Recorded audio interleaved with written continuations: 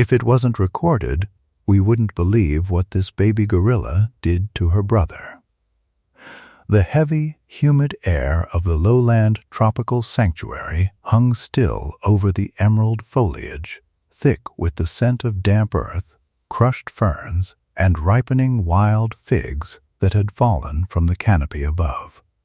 In the heart of the Misty Peaks enclosure, a sprawling 5-acre masterwork of conservation, a family of western lowland gorillas was settling into their quiet afternoon routine.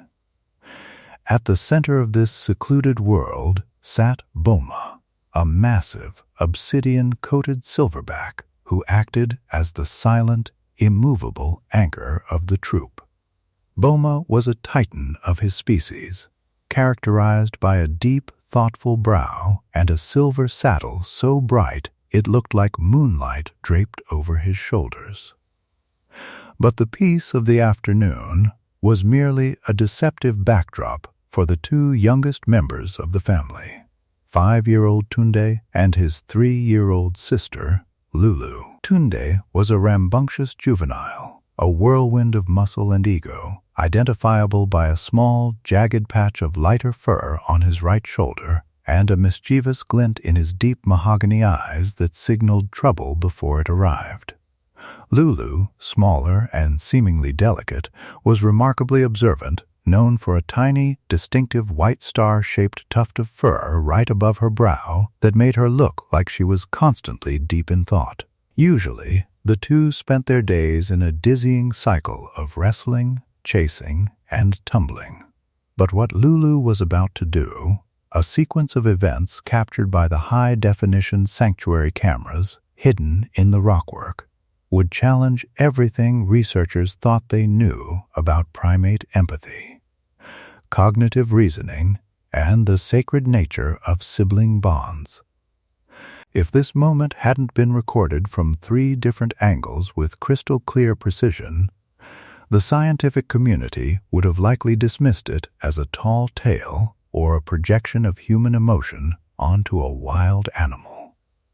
Before we reveal the breathtaking act of genius and love that left the veteran keepers in tears, remember to like and subscribe so you never miss another incredible story of animal intelligence. And please, tell us in the comments where you are watching from and what time it is there.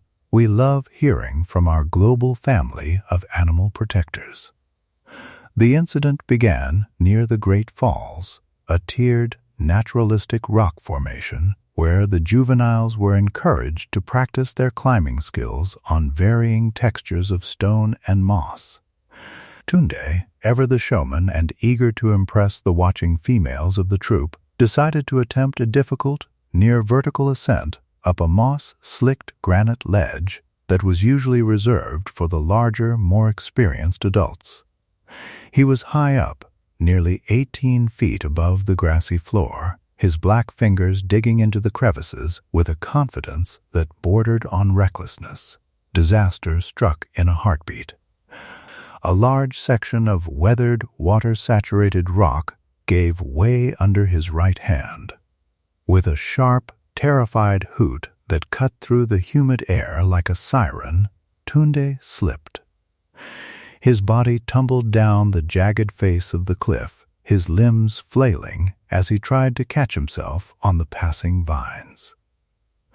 Fate, however, had a cruel twist in store. As he fell, his right leg slid deep into a narrow, V-shaped crevice between 2 massive, immovable boulders. The momentum of his fall wedged his ankle and calf into the tightening gap with a sickening sound of grinding bone and stone. He was trapped, hanging at a precarious, agonizing angle, his entire body weight pulling painfully against his trapped limb. The reaction from the troop was instantaneous and chaotic. The females began to scream, a cacophony of distress that echoed off the enclosure walls. Boma, the silverback, charged toward the base of the falls, letting out a booming, earth-shaking roar of frustration. He reached up toward his son, his massive arms straining, But the crevice was located in a section of the rockwork that was too narrow for his 450-pound frame to navigate. Every time Boma tried to pull on the surrounding rocks, the entire formation groaned. He risked causing a secondary rock slide that would have crushed Tunde instantly. In the observation booth, the head keepers watched the monitors with white knuckles. They were already mobilizing the veterinary tranquilizer team, but they knew the math. Tunde was in shock, and if he began to thrash in pain, he would either snap his tibia or lose his grip and fall backward, snapping his neck on the rocks below. The situation was a stalemate of life and death, with the adults paralyzed by their own size and panic. This was the moment little Lulu stepped out of the shadows of the hibiscus bushes.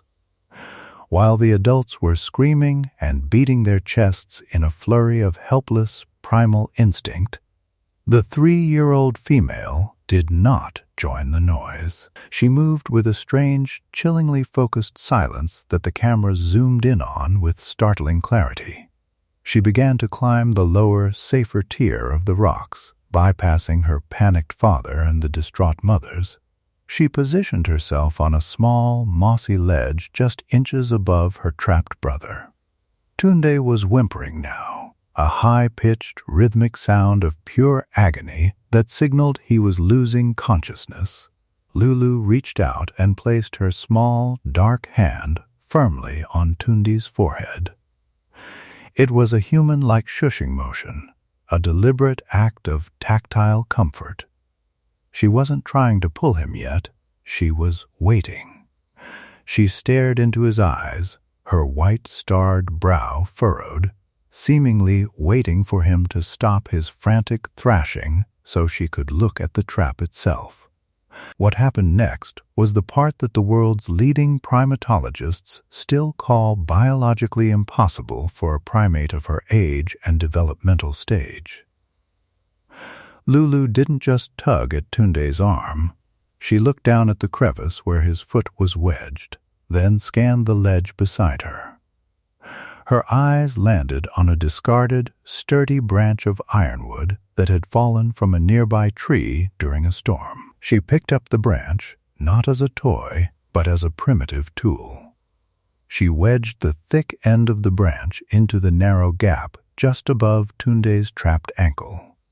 By doing this, she was creating a rudimentary fulcrum, a lever designed to slightly widen the pressure point of the boulders.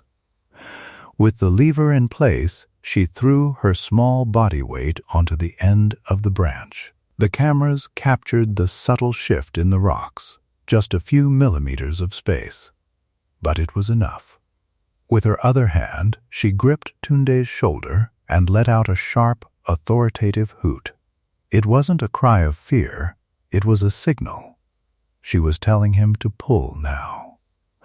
As Tunde felt the crushing pressure on his bone ease for a split second, he found the strength to yank his leg upward. He was free, but the sudden release of tension sent him reeling backward, his center of gravity shifting toward the edge of the 18-foot drop. In a display of agility and strength that left the keepers breathless, Lulu dropped the branch and threw her entire body forward. She didn't just grab him, she wrapped her arms around his neck and anchored her own feet into a thick, sturdy vine growing out of the rock face. She became a living safety harness, her tiny frame absorbing the momentum of her 5-year-old brother's fall. For several long, agonizing seconds, the two siblings clung to each other against the gray stone, breathing in synchronized, ragged gasps. The silence that fell over the enclosure was absolute. Even Boma stood still at the bottom, looking up at his daughter with a gaze that seemed to hold a new, profound level of recognition. Finally, the silverback reached up, his massive hands now able to safely scoop both children into the safety of his chest. The sanctuary's lead researcher, Dr. Maya Vance, sat in the darkened observation booth with her hands over her mouth, tears blurring her vision. She didn't just react with instinct, Dr. Vance later wrote in the official sanctuary log. She bypassed instinct entirely. She inhibited her own fear to calm her brother, she identified the mechanical nature of the problem, and she used an external object to manipulate the environment in a way her father's sheer strength could not. But beyond the physics, she showed a level of emotional regulation, a choice to be a protector, that we usually reserve for the highest forms of human altruism. The footage of the ledge rescue was scrutinized by behavioral experts from across the globe. Some argued it was a fluke, but the follow-up footage proved otherwise. In the 30 minutes following the rescue, once the family was safely back on the soft, shaded grass of the forest floor, Lulu didn't go back to her usual games of tag. She sat with Tunde, whose ankle was swollen, but luckily not broken. She began to meticulously nurse him, grooming the fur around his injury with a tenderness that was heartbreaking to behold. Most surprisingly, she brought him a piece of her own favorite wild celery, an act of proactive food sharing that is virtually unheard of among juvenile siblings in the wild. She was acknowledging his pain and taking responsibility for his recovery. The incident changed the social dynamic of the Misty Peaks troop permanently. Tunde, who had previously been a bit of a bully toward the younger infants, underwent a personality shift. He became Lulu's constant shadow, his mischievousness replaced by a quiet, protective loyalty. He seemed to understand on a primal level that he owed his continued existence to the little sister he used to tease. Whenever the keepers introduced new climbing structures or enrichment puzzles to the habitat, Tunde would sit at the base and wait until Lulu had inspected them, a complete and total reversal of their previous roles. Lulu herself became a focal point of study. She spent less time playing and more time observing the keeper's work, her intelligent mahogany eyes following the movement of every bolt, latch, and tool. She had learned that the world was a puzzle that could be solved to protect those she loved. The story reached millions when the sanctuary released the raw, unedited footage online as part of a conservation drive. People were moved not just by the rescue, but by the look in Lulu's eyes as she held her brother, a look of ancient, fierce devotion. Boma, the king of the troop, began to treat Lulu with a unique level of respect, often allowing her to sit on the silverback's elevated knoll, a privilege usually reserved only for the senior matriarch. It was as if the silverback recognized that the future of the troop's survival lay in the hands of the one who could think her way through a crisis. Today, Tunde and Lulu are the undisputed stars of the Riverside Sanctuary. Tunde still carries a very faint scar on his right ankle, and Lulu's white-starred brow is as prominent as ever, a badge of the day she became a hero before she was even fully grown. Their bond remains a living, breathing testament to the hidden depths of the animal mind. They remind us that true intelligence isn't measured by what we can do for ourselves, but by what we are willing to risk and calculate for the sake of those who share our blood. Lulu didn't have the muscle of a silverback, but she had the heart of a giant and the mind of a strategist, and that was more than enough to bridge the gap between a tragic fall and a miracle.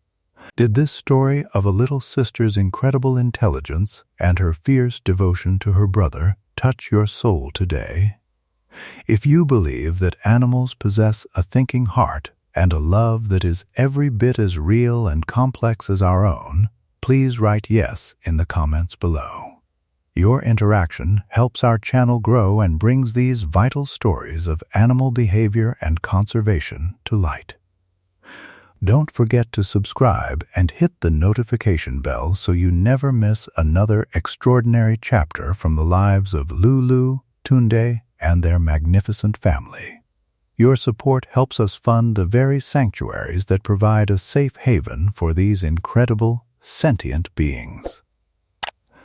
Thank you for watching, for caring, and for being part of this global journey into the mind of the wild. We will see you in the next story, where nature continues to prove that when we listen closely, the animals have so much to teach us about what it means to be a family.